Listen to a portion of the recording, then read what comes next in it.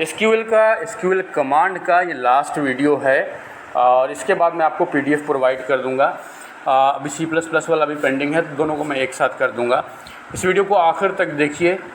जितने भी एसक्यूएल के कमांड हैं जिनसे आमतौर पे सवाल आता है वो इस वीडियो के बाद ख़त्म हो जाएगा। मतलब एक पिछला 3-4 वीडियो अगर एसक्यूएल कमांड का आप देख लेते हैं तो आपका एसक्यूएल कमांड वाला सवाल तो छूट के नहीं जाएगा, इस बात की बिल्कुल गारंटी है। तो कल जहाँ पर छोड़ा था, कल इस जगह पर मैंने छोड़ा था, आपके स्क्रीन पर अभी देखिए, ये इनर ज्वाइन, आउटर ज्वाइन, ये सब ज्वाइन करवा के जिसमें हम लोग एक से ज़्यादा टेबल के वैल्यूज़ को कंडीशन के बेसिस पर ज्वाइन कराते थे। मतलब कभी ऐसा था कि सबको ज्वाइन करा देते थे, कभी ऐसा था कि जो दोनों टेबल में सिर्फ मैच कर रहा उसी को ज्वाइन कराते थे, कभी ऐसा था कि किसी एक टेबल से सारा वैल्यू ले लेते थे लेकिन दूसरे टेबल से वही वैल्यू ले लेते थे जो कि कॉमन था, जो कि मैच कर रहा था पहले टेबल से।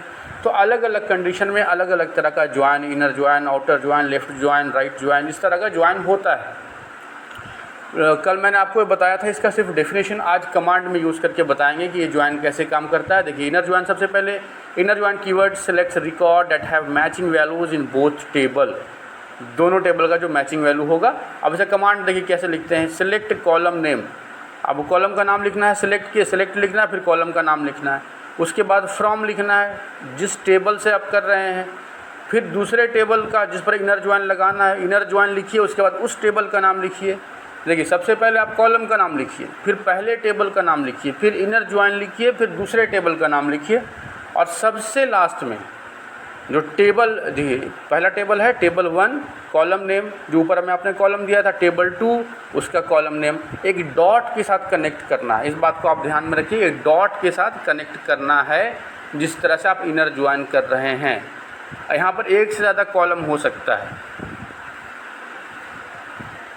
यहाँ पर बस ध्यान रखने वाली बात है कि डॉट का यूज़ कर रहे हैं और जहाँ पर हम कनेक्ट कर रहे हैं वहाँ पर ऑन का भी यूज़ कर रहे हैं। इनर ज्वाइन कहाँ पर लिखना है इस बात का भी आपको ख्याल रहे। लेफ़्ट ज्वाइन सब कुछ वैसा ही रहेगा, बस इनर ज्वाइन की जगह लेफ़्ट ज्वाइन लिखा जाएगा। लेफ़्ट ज्वाइन में लेफ़्ट का पूरा डेटा रहेगा लेकिन राइट का वही जो कॉमन डेटा रहेगा। अगर कोई मैच नहीं करता है तो the result is 0 record from the right side if there is no match, जैसा कि यहाँ पर लिखा हुआ है, आपकी स्क्रीन पर अभी लिखा हुआ है। ये देखिए लेफ़्ट ज्वाइन देख लिया आपने, सेम वैसा ही है, बस इसमें लेफ़्ट इनर ज्वाइन की जगह लेफ़्ट ज्वाइन लिख दिया। जब राइट ज्वाइन में चलेंगे तो वैसा ही है, बस पिछली बार लेफ़्ट ज्वाइन देखा आपने, इस बार राइट कर दिया, लेफ़्ट को राइट कर दिया, बाकी सब कुछ वैसा ही है। वैसा ही कॉलम नेम को हम लोग लिख रहे हैं, दोनों टेबल का नाम लिख रहे हैं और कॉलम नेम और टेबल नेम को कनेक्ट कर रहे हैं डॉट का यूज़ करके, सब कुछ वैसा ही है।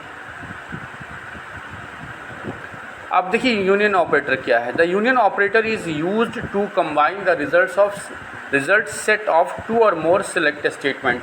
जब हम किसी भी क्वेरी के अंदर एक से ज़्यादा सेलेक्ट स्टेटमेंट का यूज़ करते हैं, है ना, और उसको आपस में मिलाना है तो उसके लिए हम यूनियन ऑपरेटर का यूज़ करते हैं, यूनियन कीवर्ड का यूज़ करते हैं अपने क्वेरी के अंदर, एसक्यूएल क्वेरी के अंदर। तो यहाँ पर देखिए क्या लिखा हुआ है, लेकिन इसकी भी 2 कंडीशन है। पहली कंडीशन ये कि every select statement with in union must have same number of column, number of column same होना चाहिए। फिर से ध्यान दीजिए, every select statement with in union must have same number of column.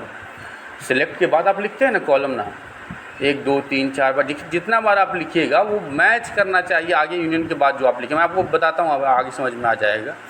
अगर नहीं मैच करेगा तो फिर आप कैसे कंबाइन करेंगे, आप 2 को 3 के साथ कैसे कंबाइन, 2 को 2 के ही साथ करना है। दूसरा पॉइंट देखिए, the column must have similar data type. Integer है तो इंटीजर, कैरेक्टर है तो कैरेक्टर। इंटीजर कैरेक्टर का यहाँ पर मेल नहीं होगा यूनियन के ज़रिए, एक ही टाइप का डेटा टाइप रहेगा, तभी हम यूनियन ऑपरेटर। 2 यहाँ पर शर्त है, कॉलम जो नंबर ऑफ कॉलम्स है उसकी संख्या, number of columns should be same and the type of data should be same. ये 2 कंडीशन है जिसके बाद ही हम यूनियन ऑपरेटर का यूज़ कर सकते हैं। अब देखिए यूनियन ऑपरेटर कैसे यूज़ होता है, ये भी बेहद आसान है। Select column name from table, जो भी आप टेबल लिखना चाहें उस कॉलम का नाम दीजिए सेलेक्ट के बाद, फिर उसके बाद फ्रॉम लिख के टेबल का नाम दीजिए, उसके बाद यूनियन लिखिए, कॉलम नेम देके टेबल का नाम। अब देखिए उसमें मैं जो बोल रहा था कॉलम की संख्या बराबर होनी चाहिए। ऊपर में अगर आप 2 कॉलम मेंशन करते हैं, नीचे में 2 ही कॉलम मेंशन करें, इस बात का ख्याल रखें। तो इस तरह से यूनियन ऑपरेटर का हम लोग यूज़ करते हैं। बस अपने दिमाग में आप रखिए, कीवर्ड्स को याद कर लीजिए। यूनियन क्या है, सिलेक्ट इनटू क्या है, लेफ्ट ज्वाइन क्या है। एग्जामिनेशन में आपको इन्हीं सब कीवर्ड्स पर घुमाएगा। अगर आप पहले से अवेयर नहीं कि यूनियन क्या करता है तो हो सकता है वहाँ पर आप कंफ्यूज कर जाएं। अगले स्टेटमेंट की तरफ चलते हैं, अगले कमांड की तरफ चलते हैं।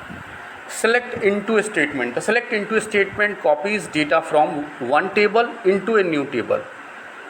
एक टेबल का कोई कॉपी करना हो दूसरे टेबल में तो हम लोग सेलेक्ट इनटू स्टेटमेंट का यूज़ करते हैं, कोई कॉपी वर्ड का यूज़ नहीं करते हैं। सेलेक्ट इनटू, जैसे आप आगे देखिए इसका प्रोग्राम में कैसे यूज़ होता है। सेलेक्ट कस्टमर नेम है ना, उसके बाद कॉन्टैक्ट नेम। ये 2 फील्ड था, 2 कॉलम था किसी भी टेबल का। ये 2 कॉलम था, किस टेबल का था? जिस टेबल का था उसका नाम नीचे लिखा हुआ है। कस्टमर नेम और कॉन्टैक्ट नेम किसका फील्ड है? नीचे में देखिए कस्टमर्स नाम का टेबल है, फ्रॉम कस्टमर्स। तो ये कस्टमर्स नाम के टेबल के अंदर कस्टमर नाम और कॉन्टैक्ट नेम नाम का 2 फील्ड था, 2 कॉलम था। इसको हमने कॉपी किधर किया? इनटू। देखिए इनटू के बाद जो है कस्टमर्स बैकअप 2017 इस नाम का टेबल बनाया और इस नाम के टेबल के अंदर हमने ये 2 फील्ड का डेटा सारा कॉपी कर दिया।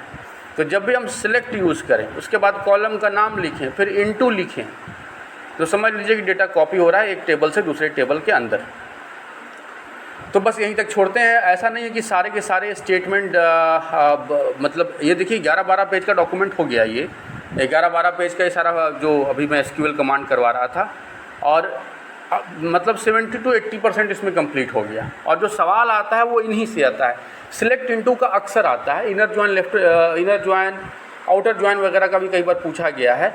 तो जो आने वाले कमांड थे वो सारे के सारे मैंने करा दिए। हालांकि जब जैसे जैसे SQL का लेटेस्ट वर्जन आता जा रहा है उसके जो कमांड है वो भी बढ़ते जा रहे हैं, उसके जो कमांड की जो लाइब्रेरी है वो भी बढ़ती जा रही है। तो SQL का जो मतलब समझ लीजिए कि उसका जो स्कोप है वो बड़ा होता जा रहा है, नए नए कीवर्ड आते जा रहे हैं उसके अंदर। लेकिन जिनसे सवाल आता है, जो करवाने वाली चीज़ थी वो मैंने सब करवा दिया। इतना आप ये रट्टा मार लेते हैं, जितने कमांड मैंने अभी तक SQL के करवाएं आपको तो इस सवाल छूटेगा नहीं। SQL और DBMS, देखिए डेटाबेस मैनेजमेंट सिस्टम या RDBMS, उसमें थोड़ा और कुछ चीज़ें करवाने वाली, जैसे DDL, DML, आप डेटाबेस कैसे क्रिएट करते हैं, डेटा को मैनिपुलेट कैसे करते हैं, कौन कौन से उससे कीवर्ड होते हैं, वो अलग है, उसको भी मैं करवा दूंगा। और SQL जो है ये अलग है, उससे भी अक्सर मैंने सवाल देखा है, DML, DCL वगैरह से सवाल आता है और SQL कमांड से भी सवाल आता है। तो SQL कमांड यहीं पर ख़त्म होता है। मैं कोशिश करूँगा कि जल्दी से जल्दी इसका PDF मैं शेयर कर दूँ। आप लोग इस वीडियो को लाइक कीजिए, शेयर कीजिए, सब्सक्राइब करके बेल आइकन को दबाइए। बेल आइकन दबाना सबसे ज़्यादा ज़रूरी है। अब आगे देखते हैं कोई नया टॉपिक या डेटाबेस में ही जो DML DCL वाला जो पार्ट है, जो RDBMS वाला पार्ट है, उसको मैं करवा दूंगा या कोई नया टॉपिक देखेंगे। पर इसी तरह से वीडियो आता रहेगा। अभी एक ही आ रहा है डेली, आगे आने वाले टाइम में मेरी कोशिश होगी कि इसको 2-2 कर दूँ। अभी के लिए इतना ही, थैंक यू।